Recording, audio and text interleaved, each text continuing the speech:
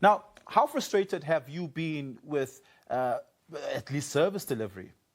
So frustrated that perhaps you might make a sign about it. Perhaps there's a pothole that's been bothering you so deeply and so badly for a long time that you spray painted around it. And perhaps you would hope that would grab the attention of those who are meant to deliver the services. Now, I want you to imagine this. Instead of writing a letter of complaint, you park it. And instead of whispering to your frustrations to those in authority, you turn your vehicle into a billboard and begin to hope that those in power will do something about it. That's exactly what one councillor in the city of Johannesburg has done, and that is Carlos da Rocha, who joins us now.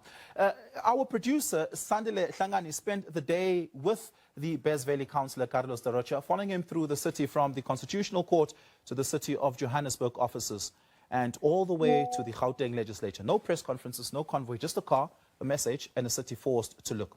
Take a look at this. Johannesburg is loud, but for years, the people have not been heard.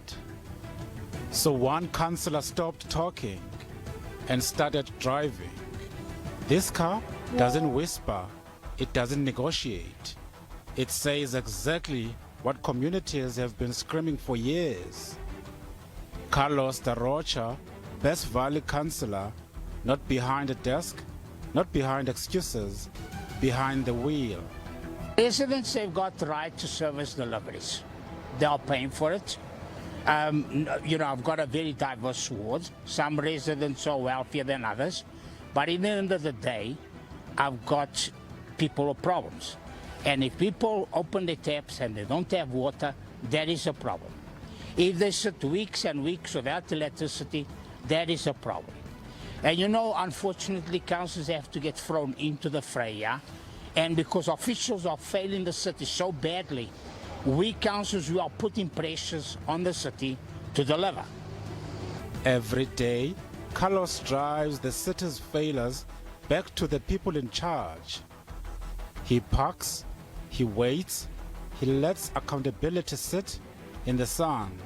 Nobody in his right mind is going to take an expensive car and do this to it unless he really believed in what he was doing. I believe in what I'm doing. I believe that I'm doing it for the right reasons. A car is just a car. But people are not just people. People are people, and they got rights. They need a voice, and I'm speaking for my residents of Ward 66, but I also extend the same courtesy to all the residents of Johannesburg. I did it before. I did it more than once, and I carry on doing it until the city of Joburg is fixed.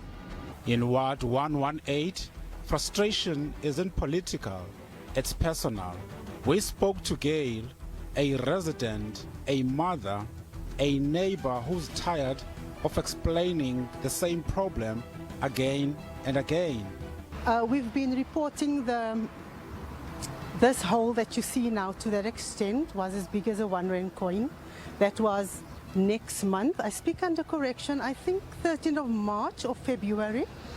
It will be 1 year that I've been reporting it. Coming through the tarmac. On Monday or Tuesday, they came to open. They eventually came because I threatened them with the media. I said, okay, I'll wait for the 1 year anniversary and then I'll call the media. Eventually they came on Monday, and this is the mess that they left. 4 years, 4 days, clean water running through our road, now affecting our building, coming through our foundation, rising. We have to, I think, evacuate the people. We can't use our garage where the cars are parked. Gail's story isn't unique. It's repeated block by block, street by street. The car carries those voices even when no one else does. I'm actually sending a message to the judges, wake up, see what's happening in this country, in the city, and I'm telling officials, wake up and help the people. Don't hide behind councillors and get away with it. It's time that you see what you're doing and remember that because of you, people are suffering out there. At the Constitutional Court, where rights are written into law, but not always delivered on the ground. The Constitution speaks. Today, so does the street. Outside the city of Johannesburg, where anger becomes a report, the car stays, the message doesn't move. Provide us service delivery or I ain't gonna go away. I'm gonna be in your face every single day. You go to sleep, you'll see my face. You wake up, you'll see my face. You look out the window, you'll see this car. So provide service delivery so that we can stabilize the city of Johannesburg.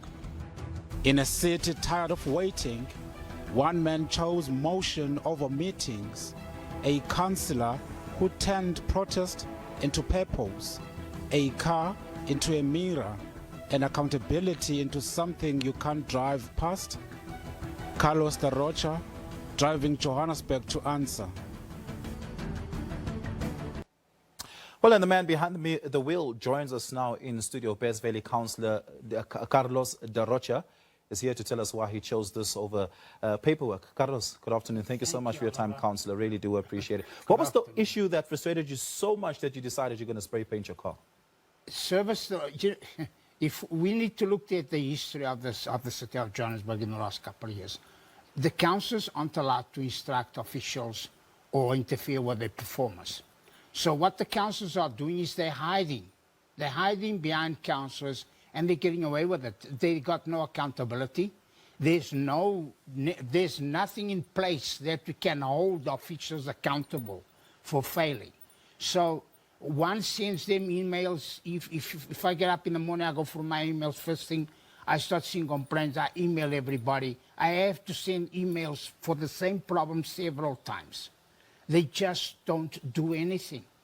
And I can't understand it. So, you know, if words don't work, if diplomacy and professionalism doesn't work, in my opinion, there's only one thing that works: name and shame. Yeah. I've got a beautiful big car. I actually bought a car of that size so that I could send out the message. You don't want to perform, you got no choice, because I will expose you. I'll expose the mayor, I'll expose the officials, and I'll expose anyone that stands in the way of service delivery. Yeah. You know, we... Have residents in your ward started noticing that? This car has been like this just about forever. I mean, it's like longer than a year. And it started off with the water outages. Can you imagine? Imagine you wake up in the morning in a country like South Africa that used to be one of the best cities in the world, world-class city, if we go back several years. And then you have no water. You have no water because they're not pumping enough to the reservoirs. Now, we have to get water tanks to come bring water to the communities. Have you ever seen the misery of people, children, elderly people, women, men, standing in queues to collect water? It's unheard of. It's disgraceful. A rich city like Johannesburg, with gold mines everywhere, and people are collecting water with buckets, coffee cans, cold drink bottles. You can't do that. Then City Power leaves residents without water days and days and days. I mean, I had an area that was without electricity for a month. A couple of weeks later, they fix. Then a couple of weeks later, it breaks down again. Residents have got no electricity for a week. We push the officials, and they don't respond to us. They don't give us proper information. They get away with it. And then we are the front. We the people. You're that the public representative. We are the public representatives. We, the residents, see us as their leaders, and the residents don't understand what we're going through. What's the sort of response you get when you raise these issues in council chambers? Can I be honest with you? I've got a very straight way of raising these things. The thing is that we go into the council chambers and we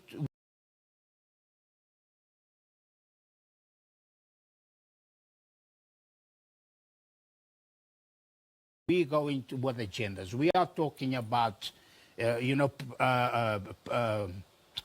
you call performances and reports from the departments, and we approving the reports and we approving the performances. We talk about these problems. We talk to the MMCs. I mean, if you look at the MMC of public transport, every time we tell the MMC, but there are potholes everywhere. It looks like the man is wearing blinkers.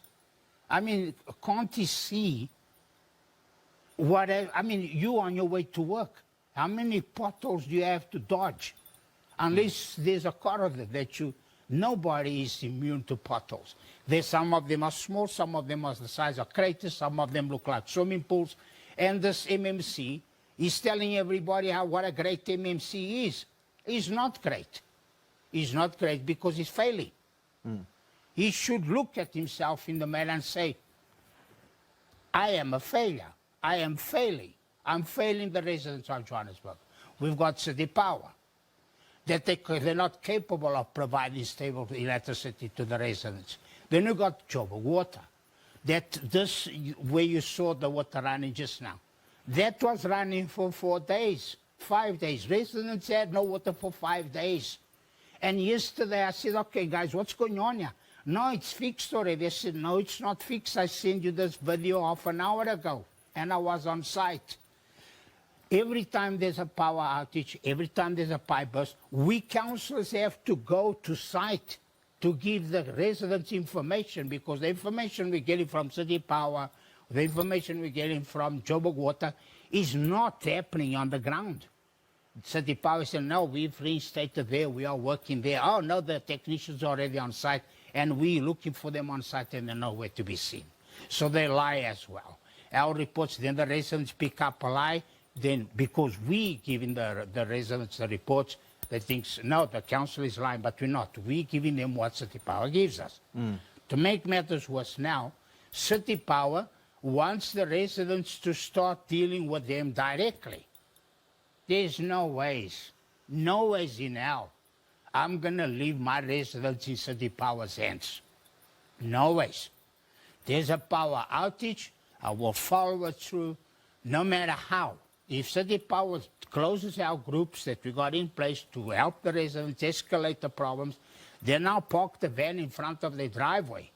And they will come out and talk to me so I can talk to my residents. I cannot trust City Power or Joburg Water or anybody. I cannot trust my residents in their hands. Yeah, Carlos, we're going to have to leave it there. Thank you so much for your time. Your frustration is quite palpable. Really do appreciate it.